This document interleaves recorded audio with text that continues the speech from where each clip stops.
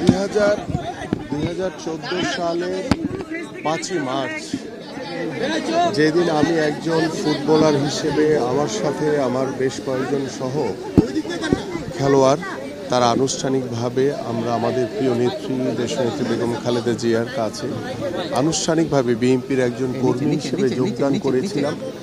সেই দিনের যে বিষয়টি ছিল যে আমি যখন যোগদানের পরে বক্তব্য দিচ্ছিলাম, আমি একজন ফুটবলার, আমি খেলোয়াড়, আমি আসলে পলিটিক্যাল বক্তব্য দিয়ে তখন অভ্যস্ত ছিলাম না।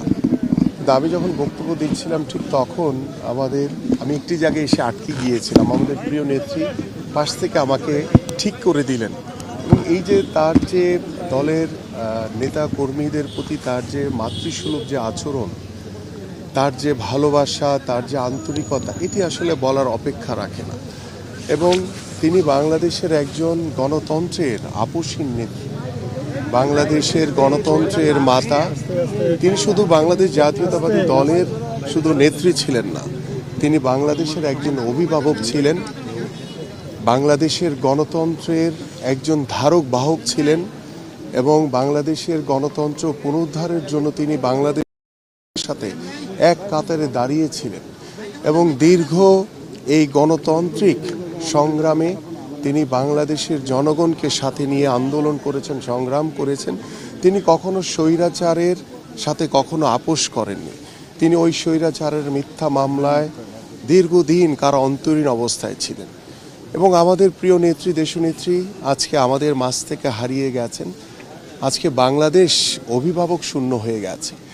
এই অভিভাবক শূন্য এটা কখনোই আমরা আর পূরণ করতে পারবো না। যে মা, যে নেত্রী, যে গণতন্ত্রের কথা বলেছেন, সেই মানুষটিকে আমরা হারিয়ে ফেলেছি। আমাদের এই ক্ষতি এটা কখনোই আমরা পূরণ করতে পারবো না।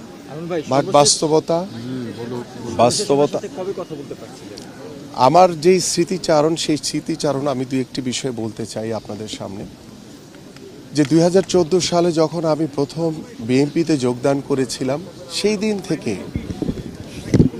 তিনি আমাকে বলেছিলেন যে তোমাকে আমাদের এই অফিসে দেখেছি, সবাই খুব পছন্দ করে, তুমি প্রতিদিন অফিসে আসবা, সবার সাথে কথা বলবা, সকল কর্মসূচিতে অংশগ্রহণ করবা। ঠিক সেই দিন থেকে আজ অবধি দলের প্রতিটি কর্মসূচিতে অগ্রভাগে থেকে চেষ্টা করেছি সকল কার্যক্রম করার জন্য। এবং আমার এই প্রিয় নেত্রীর যখন এই কথাগুলো আমার মনে পড়ে, আমি সবসময় উৎসাহিত হই, ইন্সপায়ার হই যে আমাকে ভালো কিছু করার প্রত্যয় আমাকে আশা জাগায়, গণতন্ত্রের পক্ষে কথা বলার জন্য আমাকে আশা জাগায়। এবং আমি যখন প্রথম অ্যারেস্ট হয়েছিলাম, সেই দিন আমার প্রিয় নেত্রী আমাদের মাননীয় মহাসচিবের কাছে বলেছিলেন যে আমিনুলকেও ওরা অ্যারেস্ট করেছে। যখন দীর্ঘ 1 মাস পরে আমি জেল থেকে বের হয়ে আমাদের প্রিয় নেত্রীর সাথে দেখা করেছিলাম, সেদিন আমাকে বলেছিলেন যে আমিনুল আজকে পরিপূর্ণ রাজনীতিবিদ। এবং আমি যেদিন যোগদান করেছিলাম সেদিন বলেছে যে তোমরা যে দুঃসময়ে বিএনপিতে আসছো, বিএনপি তোমাদের সব সময় মূল্যায়ন করবে। এবং আমাকে 2016 সালে যে কাউন্সিল আমাদের দেশনেত্রী বেগম খালেদা জিয়া, আমাদের মাননীয় ভারপ্রাপ্ত চেয়ারম্যান জনাব তারেক রহমান আমাকে স্পোর্টস সেক্রেটারি হিসেবে দায়িত্বভার দেন।